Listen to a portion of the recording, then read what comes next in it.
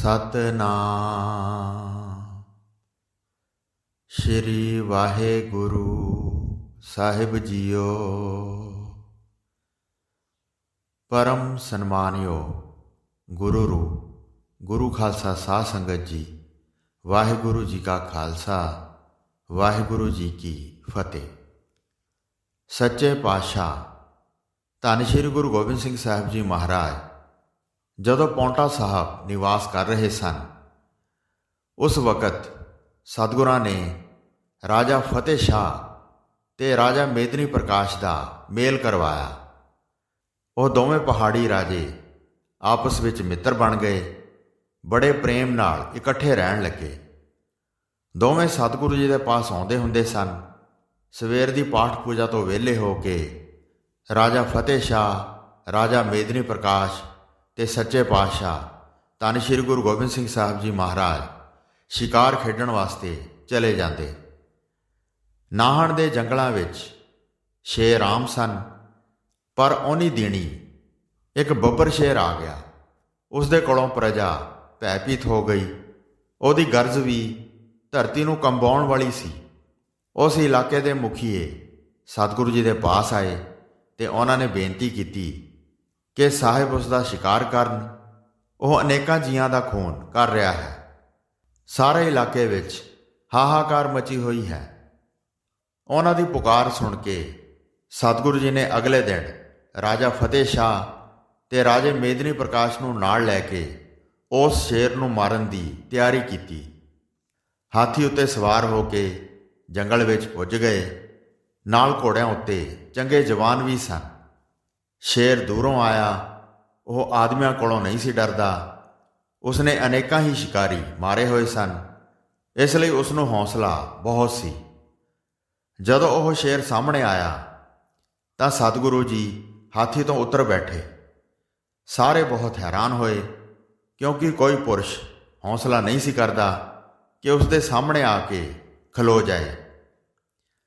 ਰਾਜਾ ਮੇਦਨੀ ਪ੍ਰਕਾਸ਼ ਤੇ ਫਤਿਹ ਸ਼ਾਹ ਰੋਕਣ ਲੱਗੇ ਕਿ ਸਤਿਗੁਰੂ ਜੀ ਪੈਦਲ ਸ਼ੇਰ ਵੱਲ ਨਾ ਵਧਣ, ਪਰ ਸਤਿਗੁਰੂ ਜੀ ਨਾ ਰੁਕੇ। ਉਹਨਾਂ ਨੂੰ ਸ਼ਾਇਦ ਸ਼ੇਰ ਨੇ ਭਾਖਿਆ ਦੇ ਕੇ ਸੱਦਿਆ ਸੀ। ਸੱਚੇ ਪਾਤਸ਼ਾਹ ਤਲਵਾਰ ਨੂੰ ਘੁਮਾਉਂਦੇ ਤੇ ਲਿਸ਼ਕਾਉਂਦੇ ਹੋਏ ਅੱਗੇ ਵਧੇ।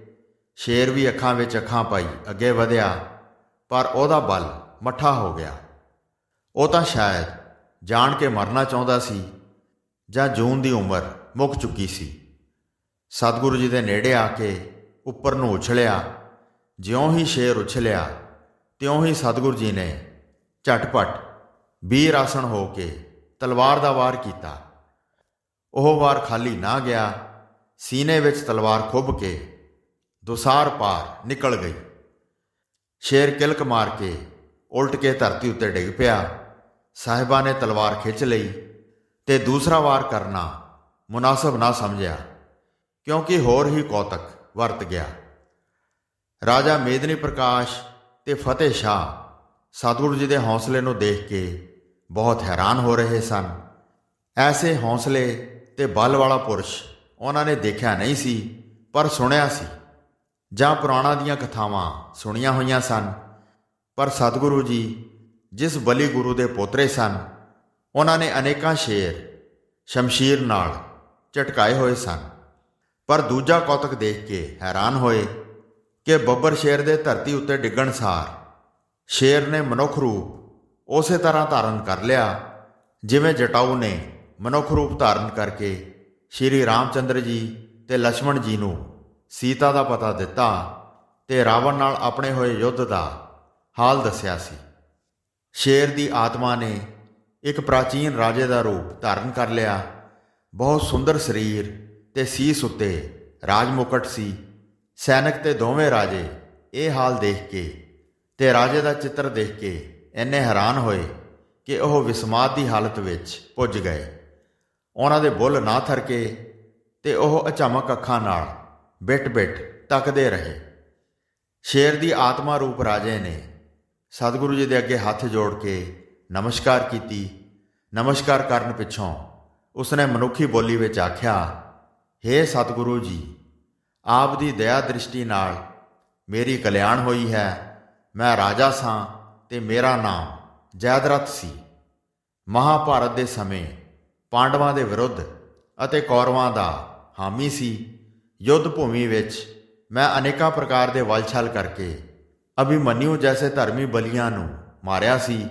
ਨੀਤੀ ਅਨੁਸਾਰ ਯੁੱਧ ਵਿੱਚ ਵਲ-ਛਲ ਕਰਨੇ ਪਾਪ ਨਹੀਂ ਹਨ। ਮੈਂ ਬਹੁਤ ਹੰਕਾਰ ਵਿੱਚ ਵੀ ਸੀ। ਆਖਰ ਮੇਰੀ ਮੌਤ ਹੋ ਗਈ। ਸ਼੍ਰੀ ਕ੍ਰਿਸ਼ਨ ਜੀ ਦੇ ਇਸ਼ਾਰੇ ਨਾਲ ਇੱਕ ਮਹਾਬਲੀ ਨੇ ਮੈਨੂੰ ਮਾਰ ਦਿੱਤਾ। ਯੁੱਧ ਵਿੱਚ ਮਰਨ ਪਿੱਛੋਂ ਮੈਂ ਐਸੀਆਂ ਜੂਨਾਂ ਵਿੱਚ ਪਿਆ ਜੋ ਮਾਸਾਹਾਰੀ ਹਨ।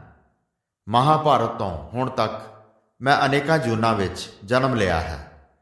ਮੈਨੂੰ ਸਰਾਪ ਸੀ ਕਿ ਕਲਯੁਗ ਵਿੱਚ ਮੇਰੀ ਕਲਿਆਣ ਹੋਵੇਗੀ, ਜਦੋਂ ਕਿ ਭਗਵਾਨ ਕਿਸੇ ਨਾ ਕਿਸੇ ਰੂਪ ਵਿੱਚ ਜਨਮ ਲੈਣਗੇ।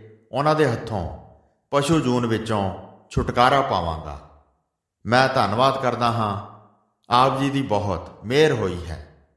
ਹੁਣ ਮੈਂ ਮੁੜ ਸਵਰਗਪੁਰੀ ਵਿੱਚ ਜਾਣ ਯੋਗ ਹੋ ਗਿਆ ਹਾਂ। ਮੈਂ ਪਸ਼ੂ ਜੂਨ ਵਿੱਚ ਬਹੁਤ ਦੁੱਖ ਉਠਾਏ ਹਨ। ਇਹ ਆਖ ਕੇ ਉਸਨੇ ਨਮਸਕਾਰ ਕੀਤੀ। ਇੰਨੇ ਨੂੰ ਦੇਵਤੇ ਫੁੱਲਾਂ ਦਾ ਦੀਵਾਨ ਲੈ ਕੇ ਆ ਗਏ ਤੇ ਉਸ ਵਿੱਚ ਬੈਠ ਕੇ ਰਾਜਾ ਜੈਦਰਥ ਸਵਰਗਪੁਰੀ ਨੂੰ ਚਲਾ ਗਿਆ। ਸਵਰਗਪੁਰੀ ਨੂੰ ਜਾਂਦਾ ਹੋਇਆ ਦੂਰ ਤੱਕ ਸਤਿਗੁਰੂ ਜੀ ਨੂੰ ਨਜ਼ਰ ਆਉਂਦਾ ਰਿਹਾ, ਪਰ ਹੋਰ ਕਿਸੇ ਨੂੰ ਨਾ ਦਿਸਿਆ। ਸਾਰੇ ਕੌਤਕ ਪਿੱਛੋਂ ਰਾਜੇ ਮੇਦਨੀ ਪ੍ਰਕਾਸ਼ ਤੇ ਰਾਜੇ ਫਤਿਹ ਸ਼ਾਹ ਨੇ ਸਤਿਗੁਰੂ ਜੀ ਦੇ ਅੱਗੇ ਨਮਸਕਾਰ ਕੀਤੀ ਤੇ ਆਖਿਆ, ਹੇ ਦਾਤਾ, ਆਪ ਪ੍ਰਤੱਖ ਭਗਵਾਨ ਰੂਪ ਹੋ। ਆਪ ਜੀ ਦੀ ਮਹਿਮਾ ਦਾ ਅੰਤ ਨਹੀਂ ਆ ਸਕਦਾ। ਧੰਨ ਹੋ, ਆਪ ਦੀ ਦਇਆ ਦ੍ਰਿਸ਼ਟੀ ਅਸਾਂ ਤੇ ਸਦਾ ਰਹਿਣੀ ਚਾਹੀਦੀ ਹੈ। ਆਪ ਤਾਂ ਪਸ਼ੂਆਂ ਨੂੰ ਤਾਰ ਰਹੇ ਹੋ, ਸਾਨੂੰ ਵੀ ਭਵਸਾਗਰ ਤੋਂ ਪਾਰ ਕਰਨਾ। ਰਾਜਕਾਜ ਕਰਦਿਆਂ ਹੋਇਆਂ ਕਈ ਹੰਕਾਰ ਦੀਆਂ ਗੱਲਾਂ ਹੋ ਗਈਆਂ ਹੋਣਗੀਆਂ। ਸ਼ਾਇਦ ਕਿਸੇ ਨਾਲ ਅਨਿਆਏ ਵੀ ਹੋ ਗਿਆ ਹੋਵੇ। ਇਸ ਵਾਸਤੇ ਸਾਡੀਆਂ ਭੁੱਲਾਂ ਬਖਸ਼ ਕੇ ਪਸ਼ੂ ਪ੍ਰੇਤ ਜੂਨੀ ਤੋਂ ਆਪ ਜੀ ਸਾਨੂੰ ਬਚਾਉਣਾ। ਸਤਿਗੁਰੂ ਜੀ ਨੇ ਬਚਨ ਕੀਤਾ, ਸਤ ਸੰਗਤ ਵਿੱਚ ਬੈਠ ਕੇ ਵਾਹਿਗੁਰੂ ਦਾ ਸਿਮਰਨ ਕਰਿਆ ਕਰੋ। ਵਾਹਿਗੁਰੂ ਦਾ ਸਿਮਰਨ ਹੀ ਕਲਿਆਣ ਕਰ ਸਕਦਾ ਹੈ। ਸਾਧ ਸੰਗਤ ਦੀ ਸੇਵਾ ਕਰੋ, ਧਰਮ ਦਾ ਖਿਆਲ ਰੱਖੋ, ਕਿਸੇ ਨਾਲ ਧੱਕਾ ਤੇ ਅਨਿਆਏ ਨਾ ਕਰੋ। ਸਾਹਿਬਾਂ ਦੇ ਹੁਕਮ ਨਾਲ ਬੱਬਰ ਸ਼ੇਰ ਦੀ ਲੋਥ ਨੂੰ ਚੁਕਵਾ ਲਿਆ ਗਿਆ ਤੇ ਪੌਂਟਾ ਸਾਹਿਬ ਲਿਆਂਦਾ। ਸਾਰੇ ਬਾਹਰੇ ਦੇ ਪਹਾੜੀਏ ਦੇਖ ਕੇ ਬਹੁਤ ਪ੍ਰਸੰਨ ਹੋਏ। ਸਤਿਗੁਰੂ ਜੀ ਦੀ ਬਹਾਦਰੀ ਤੇ ਆਤਮਕ ਸ਼ਕਤੀ ਦੀ ਬਹੁਤ ਚਰਚਾ ਹੋਣ ਲੱਗੀ। ਗਈ ਬਹੁੜ ਬੰਦੀ ਛੋੜ, ਨਿਰੰਕਾਰ ਦੁਖਦਾਰੀ, ਕਰਮ ਨਾ ਜਾਣਾ ਧਰਮ ਨਾ ਜਾਣਾ, ਲੋਭੀ ਮਾਇਆ ਧਾਰੀ। ਹੇ ਪ੍ਰਭੂ, ਤੂੰ ਆਤਮਿਕ ਜੀਵਨ ਦੀ ਗਵਾਚੀ ਹੋਈ ਰਾਸ ਪੂੰਜੀ ਨੂੰ ਵਾਪਸ ਦਿਵਾਉਣ ਵਾਲਾ ਹੈ। ਤੂੰ ਵਿਕਾਰਾਂ ਦੀ ਕੈਦ ਵਿੱਚੋਂ ਛੁਡਾਉਣ ਵਾਲਾ ਹੈ। ਤੇਰਾ ਕੋਈ ਖਾਸ ਸਰੂਪ ਨਹੀਂ ਦੱਸਿਆ ਜਾ ਸਕਦਾ। ਤੂੰ ਜੀਵਾਂ ਨੂੰ ਦੁੱਖਾਂ ਵਿੱਚ ਢਾਰਸ ਦੇਣ ਵਾਲਾ ਹੈ। ਹੇ ਪ੍ਰਭੂ, ਮੈਂ ਕੋਈ ਚੰਗਾ ਕਰਮ, ਕੋਈ ਚੰਗਾ ਧਰਮ ਕਰਨਾ ਨਹੀਂ ਜਾਣਦਾ। ਮੈਂ ਹਮੇਸ਼ਾ ਲੋਭ ਵਿੱਚ ਫਸਿਆ ਰਹਿੰਦਾ ਹਾਂ। ਮੈਂ ਮਾਇਆ ਦੇ ਮੋਹ ਵਿੱਚ ਗਰਸਿਆ ਰਹਿੰਦਾ ਹਾਂ। ਨਾਮ ਪਰਿਓ ਭਗਤ ਗੋਵਿੰਦ ਕਾ, ਇਹ ਰਾਖੋ ਪੈਜ ਤੁਮਹਾਰੀ। ਪਰੰਤੂ ਹੇ ਪ੍ਰਭੂ, ਮੇਰਾ ਨਾਮ ਗੋਬਿੰਦ ਦਾ ਭਗਤ ਪੈ ਗਿਆ ਹੈ, ਸੋ ਹੁਣ ਤੂੰ ਆਪਣੇ ਨਾਮ ਦੀ ਆਪ ਹੀ ਲਾਜ ਰੱਖ। ਹਰ ਜੀਓ ਨਿਮਾਣਿਆ ਤੂੰ ਮਾਣ, ਨੀ ਚੀਜ਼ਿਆਂ ਚੀਜ਼ ਕਰੇ ਮੇਰਾ ਗੋਬਿੰਦ, ਤੇਰੀ ਕੁਦਰਤ ਕੋ ਕੁਰਬਾਨ। ਹੇ ਪ੍ਰਭੂ ਜੀ, ਤੂੰ ਉਹਨਾਂ ਬੰਦਿਆਂ ਨੂੰ ਮਾਣ ਦਿੰਦਾ ਹੈ ਜਿਨ੍ਹਾਂ ਦਾ ਹੋਰ ਕੋਈ ਮਾਣ ਨਹੀਂ ਕਰਦਾ। ਮੈਂ ਤੇਰੀ ਤਾਕਤ ਤੋਂ ਸਦਕੇ ਜਾਂਦਾ ਹਾਂ। ਮੇਰਾ ਗੋਬਿੰਦ ਨਕਾਰਿਆਂ ਨੂੰ ਵੀ ਆਦਰਯੋਗ ਬਣਾ ਦਿੰਦਾ ਹੈ। ਜੈਸਾ ਬਾਲਕ ਭਾਏ ਸੁਭਾਈ, ਲੱਖ ਅਪਰਾਧ ਕਮਾਵੈ, ਕਰ ਉਪਦੇਸ਼ ਝਿੜਕੇ ਬਹੁ ਭਾਤੀ, ਬਹੁੜ ਪਿਤਾ ਗਲ ਲਾਵੈ। ਜਿਵੇਂ ਕੋਈ ਬੱਚਾ ਆਪਣੀ ਲਗਨ ਅਨੁਸਾਰ, ਸੁਭਾਅ ਅਨੁਸਾਰ ਲੱਖਾਂ ਗਲਤੀਆਂ ਕਰਦਾ ਹੈ, ਉਸ ਦਾ ਪਿਓ ਉਸ ਨੂੰ ਸਿੱਖਿਆ ਦੇ ਦੇ ਕੇ ਕਈ ਤਰੀਕਿਆਂ ਨਾਲ ਝਿੜਕਦਾ ਵੀ ਹੈ, ਪਰ ਫਿਰ ਆਪਣੇ ਗਲ ਨਾਲ ਉਸ ਨੂੰ ਲਾ ਲੈਂਦਾ ਹੈ। ਪਿਛਲੇ ਔਗਣ ਬਖਸ਼ ਲੈ ਪ੍ਰਭ, ਆਗਿਆ ਮਾਰਗ ਪਾਵੈ। ਇਸੇ ਤਰ੍ਹਾਂ ਪ੍ਰਭੂ ਪਿਤਾ ਵੀ ਜੀਵਾਂ ਦੇ ਪਿਛਲੇ ਗੁਣਾਂ ਬਖਸ਼ ਲੈਂਦਾ ਹੈ ਤੇ ਅਗਾਂਹ ਵਾਸਤੇ ਜੀਵਨ ਦੇ ਠੀਕ ਰਸਤੇ ਉੱਤੇ ਪਾ ਦਿੰਦਾ ਹੈ। ਹਰ ਅੰਤਰਜਾਮੀ ਸਭ ਵਿਦ ਜਾਣੈ, ਤਾਂ ਕਿਸ ਪੈ ਆਖ ਸੁਣਾਈਐ, ਕਰਨਾ ਕਥਨ ਨਾ ਭੀਜੈ ਗੋਬਿੰਦ, ਹਰ ਭਾਵੈ ਪੈਜ ਰਖਾਈਐ। ਅਵਰ ਓਟ ਮੈਂ ਸਗਲੀ ਦੇਖੀ, ਇੱਕ ਤੇਰੀ ਓਟ ਰਹਾਈਐ। ਪਰਮਾਤਮਾ ਹਰੇਕ ਦੇ ਦਿਲ ਦੀ ਜਾਣਨ ਵਾਲਾ ਹੈ। ਜੀਵਾਂ ਦੀ ਹਰੇਕ ਆਤਮਿਕ ਹਾਲਤ ਨੂੰ ਜਾਣਦਾ ਹੈ। ਉਸ ਨੂੰ ਛੱਡ ਕੇ ਹੋਰ ਕਿਸ ਪਾਸ ਆਪਣੀ ਬਿਰਥਾ ਆਖ ਕੇ ਸੁਣਾਈ ਜਾ ਸਕਦੀ ਹੈ। ਹੇ ਭਾਈ, ਪਰਮਾਤਮਾ ਨੀਰੀਆਂ ਜ਼ੁਬਾਨੀ ਗੱਲਾਂ ਨਾਲ ਖੁਸ਼ ਨਹੀਂ ਹੁੰਦਾ। ਕਰਨੀ ਕਰਕੇ ਜਿਹੜਾ ਮਨੁੱਖ ਪਰਮਾਤਮਾ ਨੂੰ ਚੰਗਾ ਲੱਗ ਪੈਂਦਾ ਹੈ, ਉਸ ਦੀ ਉਹ ਇੱਜ਼ਤ ਰੱਖ ਲੈਂਦਾ ਹੈ। ਮੈਂ ਹੋਰ ਸਾਰੇ ਆਸਰੇ ਵੇਖ ਲਏ ਹਨ, ਮੈਂ ਇੱਕ ਤੇਰਾ ਆਸਰਾ ਹੀ ਰੱਖਿਆ ਹੋਇਆ ਹੈ। ਹੋਏ ਦਇਆਲ ਕਿਰਪਾਲ ਪ੍ਰਭ ਠਾਕੁਰ, ਆਪੇ ਸੁਣੈ ਬੇਨੰਤੀ।